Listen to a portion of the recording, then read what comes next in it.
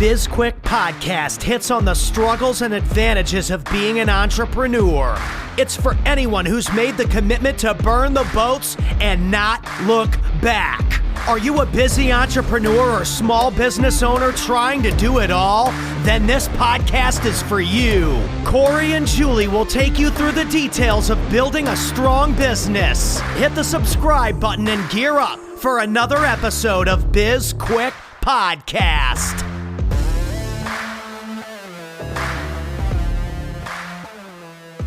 Hey, welcome to BizQuik. I'm Julie. And I'm Corey. And on today's show, we have Traxler-Harris. He's an endodontist out of the Richmond, Virginia area. And if that name sounds familiar, you are correct. It is Corey's big brother joining us today. We're going to talk all things business when it comes to specialized professions, right? So, you know, dentists, lawyers, doctors, they don't really get the business background. Well, I think the whole point of this is that most small business owners don't have the business background. You don't need a business background to start a business.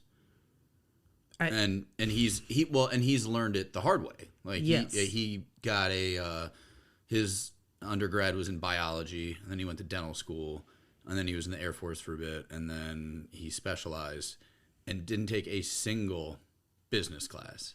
I always forget that Jesse is a hero. Oh yeah, yeah. I forget. I'm going to be sure and thank him for his service while he's on the pod with us. I have thoughts about that. Yes, but yeah, you're correct. You don't need to have. I feel like I'm yelling. Am I yelling right now? No, you're good. Okay. You don't need to have a business background or business degree to start a business. What's interesting though on the situation with people that have those advanced degree educations, and I'm not talking MBAs, I'm talking, doctors and whatnot. What's wrong with my MBA? Wait, you have an MBA? Yes. We've never talked about that before. I'm smarter and more educated than you. Fact. That is a fact. But I'm funnier and more creative than you. One of those is true. Which one? One of them. You can't have all the titles, Corey. Well, what I was going to say is that, what's interesting is, we've mentioned this before on the podcast, is how, because of the degree, this medical degree, is it a medical degree? Yeah. Okay. That Jesse has, really easy for people that walk out of, their education and training to get these big loans or to work with banks to open a business, and they never had any business training. And the reason being is that they've had enough education that they're kind of in an industry where it's hard to fail. So even if you're managing your business extremely poorly, you're still going to do okay. Yeah. And that's one of the things that in many conversations I've had with him where he's just kind of surprised at how ignorant many people are, including himself, in his circle when it comes to doing things in business, because they've all had to figure it out the hard way, or they hire, somebody like us to coach them and teach them how to do something. But it's still one of those things where you think that if you're leaving school after spending however many hundreds of thousands of dollars to get this degree, whatever it is, if you're a lawyer, a doctor, whatever, maybe somebody should have taught you how to manage your money. Because he's told me some crazy stories, which I'm not going to jump into, but of people who have just no clue what's going on in their business. Sure. But we see that in just with regular business owners. Exactly. But they don't have, they're not doctors, and they don't have MBAs like you do, Corey. I know. Not everybody can pay $60,000 for 3 letters after their name, Julie. Now I know why you won't let me manage the money at SB Pace, because I don't have an MBA. And you're not good with numbers. It's true. It's true. I can't really math in my head. No. Or on paper. Okay, now I'm just laughing at myself. But well, I've always found it to be interesting though when you think, okay, so you become a heart surgeon or an endodontist or whatever. And for the record, and I'm going to say this again on the podcast, I love endodontists. I just think they're the best, right? I always have. Not just because I really like Jesse, which I do really like Jesse, but endodontists are amazing.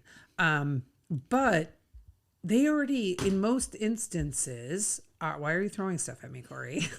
In most instances, they're coming out with a lot of debt already from student loans and whatnot for their education. And then banks are willingly giving them more debt. And that just feels really weird to me. Well, I think like for dentists especially, I think the failure rate for a dental practice is like 2%. Really? Yeah, so like I said, it's a pretty smart bet on a bank to loan a dentist money. Why didn't we open that business when the Because pandemic? neither of us are dentists. Fact. But That's true. That is true. Yeah, it's something crazy like that where like and the frustrating thing is for me, like I know restaurants and I'm trying to open a restaurant. Wait, you're opening a restaurant? Yeah, I did, if you don't know. But we just talked about this today. I got we've got cash in the bank to buy our equipment. Mm-hmm. We are trying to go through some financing options so that we can just spend somebody else's money. Sure. Instead of spending our own cash so we can have a little extra working capital laying around. I got one offer today from somebody for a 46% interest rate on equipment. That's because restaurants are such a bad bet. They are, because it doesn't require, like, you don't have to go to school for 10 years to open up a restaurant. Yeah. You just need some cash. And so if you know what you're doing, restaurants are a great bet. If you don't know what you're doing, you're doomed to fail. Wait, I have a question. Yeah. A very serious question. When you were talking to this, I'm assuming it was a gentleman, about getting, some equipment, and he offered you 46% interest. Did you tell him you have an MBA? No, I didn't. But I laughed and I said, so that's like a 46% interest rate. He's like, well, it's a little bit lower than that. It's probably like 43. And I'm like, does that fucking matter? That feels really high. Yeah. Really high. And it was like not a big loan, but it was like $60,000 loan for equipment. And at the end of 3 years, we would have paid the company $115,000. Wow. Almost twice. Can I ask you a serious question? Yeah. Did you do that math in your head to figure out that it was 43% interest? I ballparked it, yeah. You're smart, Corey. That's why I went to school. That's why I have degrees, Julie. That is why you have degrees. So anyway, I'm really looking forward to talking to Jesse and, finding out how, like, some of the things that he learned the hard way and what he would do differently if he was starting over. Yeah, that'll be interesting to find out. Yeah. So. Let's bring him in. Cool. See you on the other side.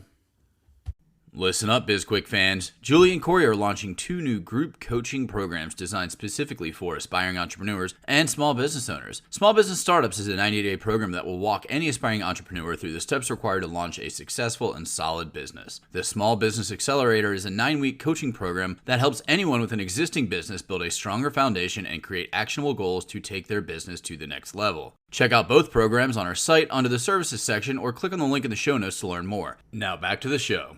All right, and welcome back to the show. We've got my brother Jesse on the podcast, ready to talk about starting a business with no business let's try that again. No business background. There we go. Hey, brother. Hey, brother. What's happening, man? Hey, guys, I'm here. Can you Hi, see Julie. me?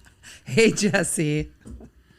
So, yeah, we started off the podcast by talking about just kind of high level your journey into being an entrepreneur, where you went to dental school and then went to the Air Force, and then you specialized, and then you opened up your own practice. And in all of the years of experience that you had being a dentist, not one of them included owning a business. Not a single hour. Yes, That's that is crazy. insane. Before we go any further and to really dive into the business stuff, I do want to say this one thing, and I told Corey I was going to say it. I say it all the time, because you were in the military, you are a hero. Yes, you're a hero. So thank you for being a hero. It was my pleasure. I saved a lot of teeth. That's an important thing. I love that story too, because you, without diving into all the details, when you decided to join the Air Force, you put in for all the overseas locations. You're like, I want to go in the thick of things. I want to go to like all the places. And they're like, cool, here's Alaska. Yeah. Here's middle of nowhere, Alaska. I lived in North Pole, Alaska. So yeah. Life-changing experience for you though, wasn't it? It was. Yeah. I learned a lot. I met my wife. Yep. Got to see the North Slope and north of the Arctic Circle. So yeah, it was good. Could you see Russia from there? Of course. Whenever their house to say hi. Excellent. All right, now let's dig into business. So I don't know, I guess start at the beginning there. Like, so you had exactly 0 minutes of business training before you walked into a bank to get a loan, signed on. I can't remember if you bought your first building or if you were renting to start. Like, you bought. And so you just both feet bought a building, started a practice. Walk through that. Okay. Yeah. So it was, so the endodontic residency that I was in was a 2-year program. It was the 4th semester where I started looking around, trying to figure out what I was going to do. And I didn't really have any interest in owning. I just kind of wanted to work for a couple of years and build up a little capital and then figure out what I wanted to do after that. I didn't want the responsibility that comes with owning. But after a couple of interviews, I was driving back from Georgia, and my then girlfriend, now wife, looked at me and said, you're going to just have to do it yourself, right? And so I said, yeah, I kind of was getting that vibe myself. So it was February 2012, decided to do my own thing, went to the bank, told them what I wanted to do. They gave me a list of demands. So I went, home and wrote up a business plan and, fulfilled their little worksheet to the best of my abilities. I went back to them in March and in March secured a loan, ended up being a combination private bank and SBA loan to purchase the space. It was 2,000 square feet in Mechanicsville, Virginia, and the practice finance loan. So got started on the build out in June of 2012. Took boards at the end of June, marketed like crazy from July 1st to September 1st. I probably went to over 100 dental practices more than once, dropping off information, letting them know that I was going to be opening a practice, and then saw my first patient on September 4th of 2012.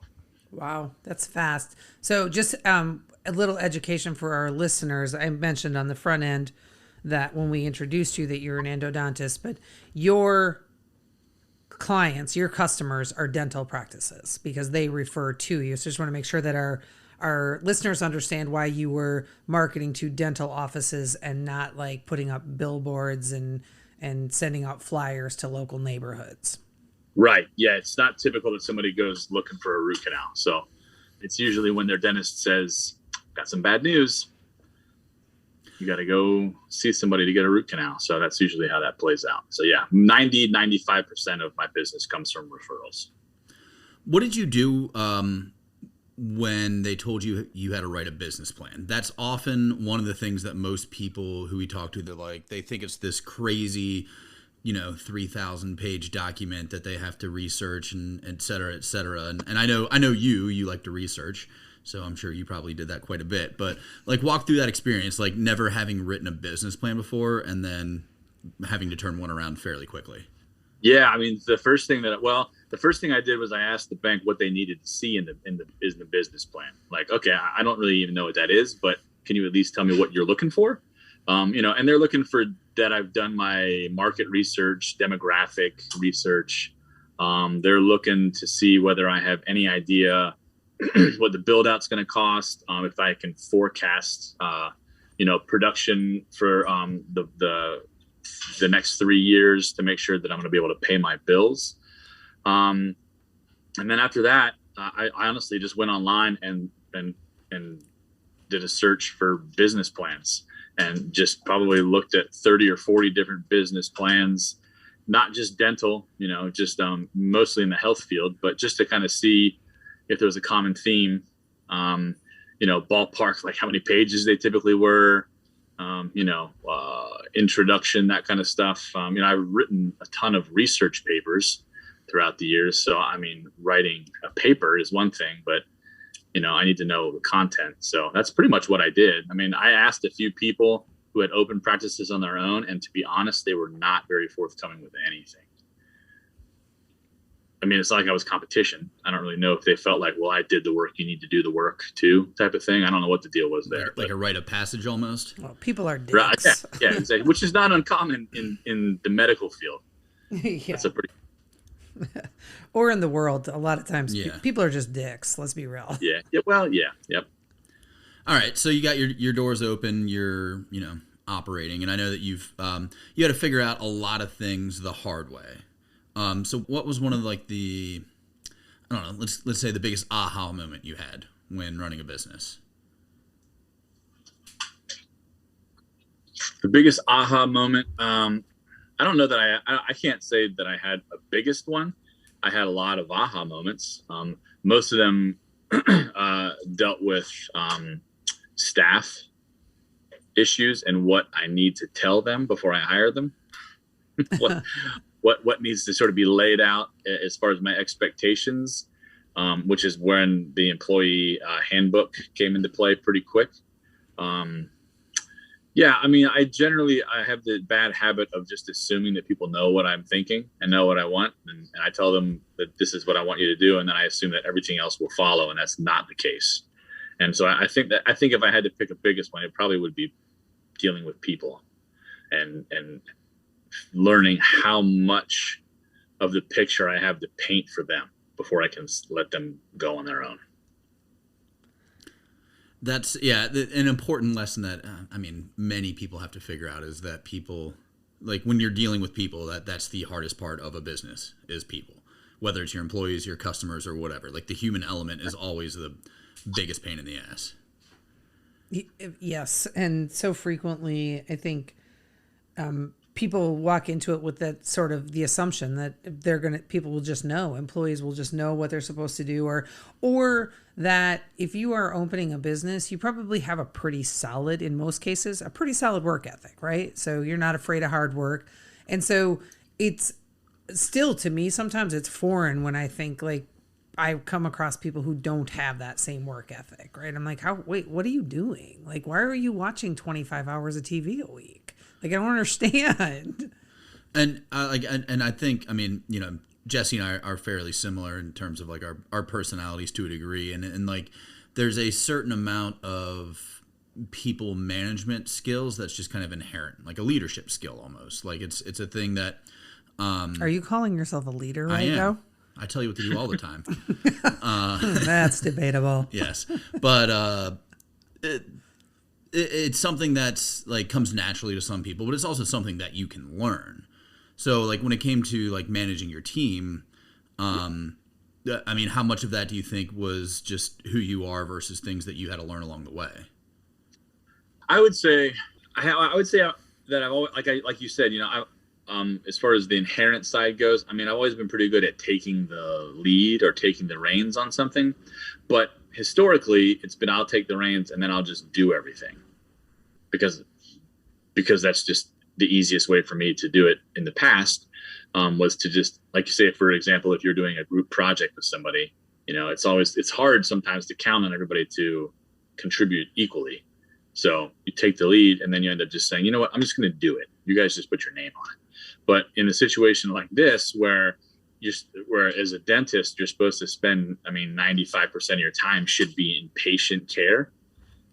You can't do that.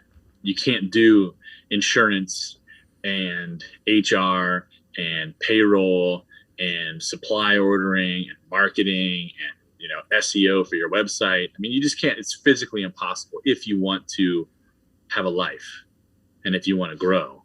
So for me, there was a learning curve as far as trying to figure out each individual person's personality and what motivated them. As far as leadership goes, because it's, at least in my experience, if you try to lead one way with a group of people that come from all walks of life, it's not going to work. You can set guidelines, But then after that, I've at least in my experience, I've found that I have to cater to a certain extent individually and have individual conversations with people to get them all on the same page. And how long did it take you to learn that as you were? It took me a couple of years. Yeah. Okay. I mean, it really did, because like you said, or maybe you didn't say, maybe I said, I don't know. But, it's what am I trying to say?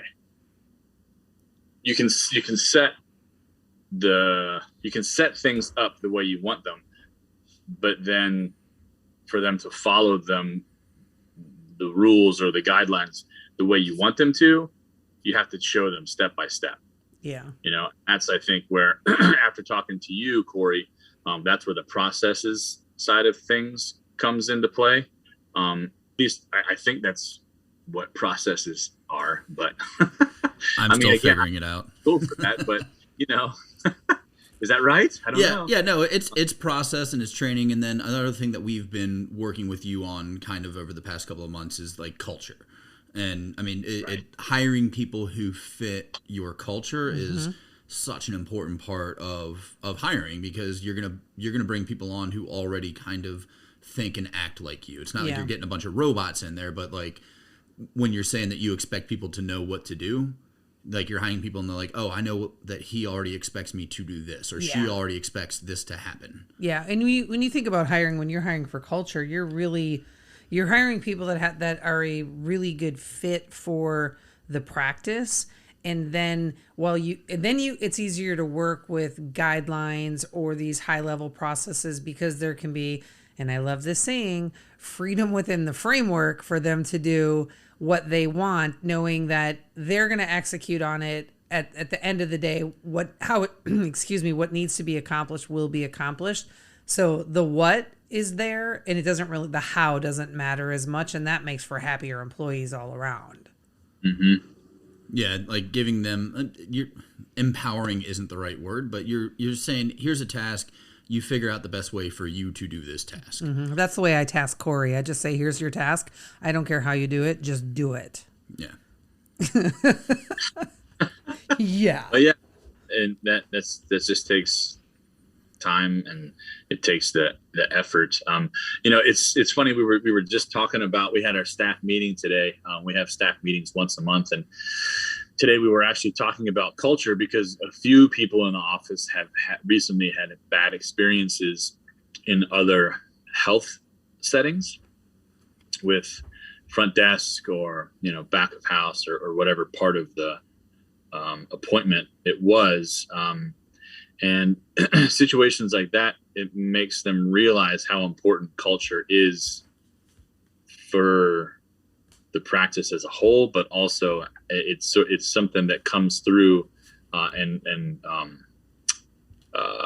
with your daily interactions with people. And that's the kind of stuff that gets back to the referring dentists. I mean, for us, a root canal, to a certain extent, a root canal is a root canal.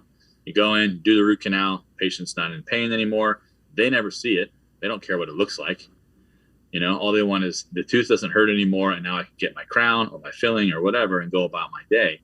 So when they go back to the dentist, they're not going to say, oh, the root canal was fantastic. They're going to say the people were really nice, and the appointment was quick, and the doctor was nice, and they took good care of me, and all in all, it was a great experience. That's the kind of stuff that gets back to them. So that's where the culture side of things comes into play, and you can see that pretty quickly. You can pick up on that when you go into restaurants, any business setting, really. When you go to the front desk, the first thing that I notice is whether somebody makes eye contact with me or not. Culture is definitely a differentiator. Yeah, and at that point, you're not selling the root canal, you're selling the experience. Yeah, exactly. I walk in, I say, hey, good morning. Hey, good morning. Are you so and so? Nice to meet you. Welcome to the practice. Blah blah blah. And immediately, because people when they come in for a root canal, they're in pain, or they're upset because they have to get a root canal, or they're scared, because they have to get a root canal, and they're coming to see somebody they've never seen before, and they've only been to one dentist for the last 25 years, and this is all new, So in that situation, you have to make things as happy and predictable as possible. So when you walk into an office and they don't make eye contact with you and they're on their phone, and they're short and they just hand you a clipboard and tell you to fill it out and bring it back when you're done, like you're right out of the gate, you're off to a bad start. Mm-hmm. That's so true. And I love talking about culture, but I want to shift gears a little bit, because at some point you got to the point in your practice where you knew that you were ready to expand, right? So you actually opened up a second location. Can you talk to us a little bit about that decision-making process and how different it was opening up the second one to opening up the first one because of all the knowledge that you'd gained from the first one? Yes. So the decision, to a certain extent, just came from the fact that I had, so I opened in 2012. In 2018, I hired an associate because I was just getting too busy to where I was not able to accommodate people fast enough. So I brought an associate on, and that was in July of 2018. And it wasn't maybe 3 months later that I thought about it. And I looked at my referral base, and I noticed that there were a number of people coming from a certain area in town. And I had a few phone calls, where people are saying, hey, I'd love to refer more to you, but you're too far away. And when I got that information, I thought about it. And I thought, well, I got another person here. I've always wanted to open something in that location. Let me go take a look. And it just kind of happened pretty quick after that. So he was hired in July of 2018, and we were open for business in Short Pump on Valentine's Day, February 14th, 2019. So that all happened pretty quick too. Yeah, that's fast. And then after that, I hired another associate that summer to start working full-time in Short Pump.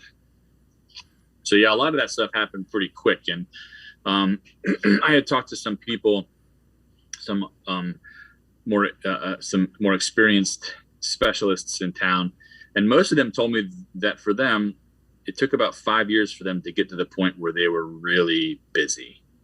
And I found that to be pretty accurate.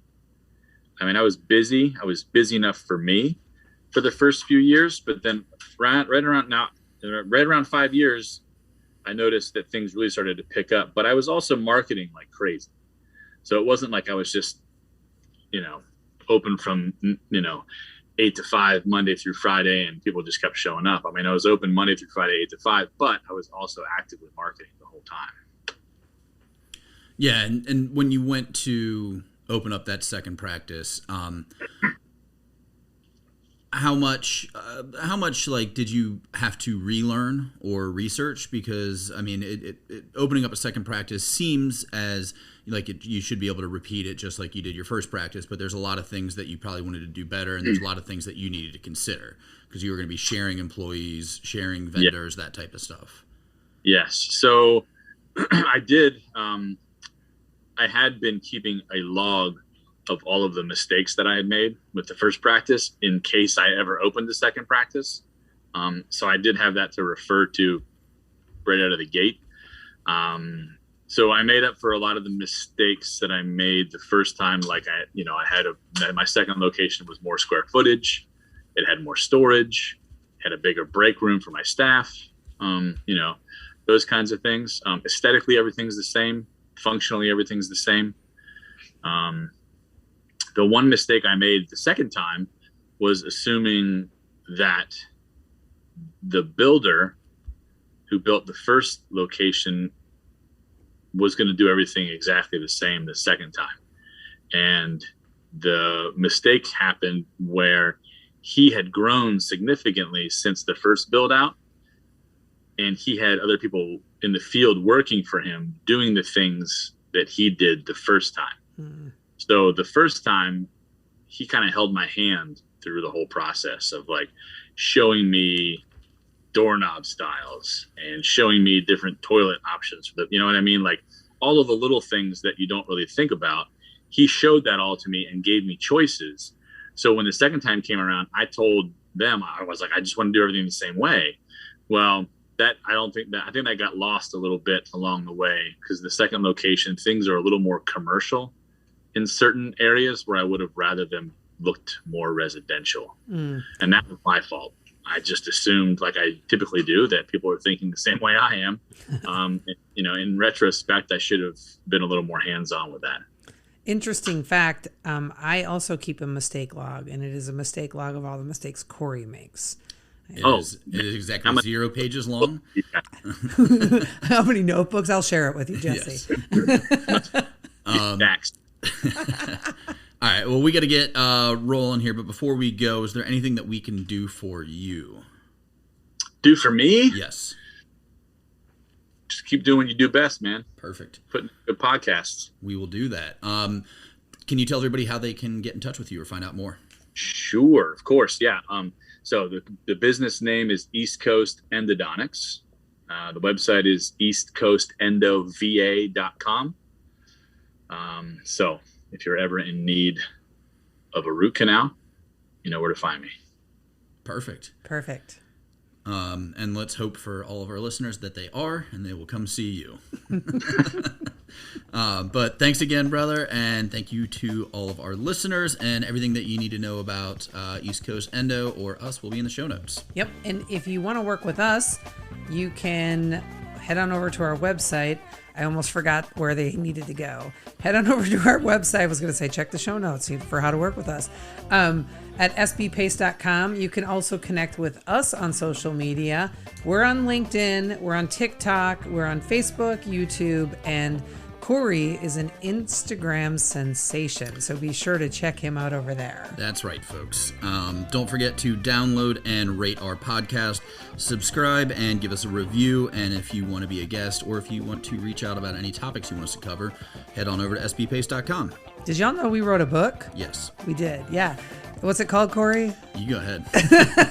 Seriously, Now What? A Small Business Guide to Disaster Preparedness. And it comes with a digital download workbook, and there may or may not be word search and crossword puzzles in that workbook. Probably not, but there might be. Buy it and check it out. It's a #1 Amazon bestseller, and if you already have the book, head on back to Amazon and rate it and review it. We would really, really appreciate it. That's it for today's show. I'm Corey. I'm Julie. And this was BizQuik, helping small businesses across America.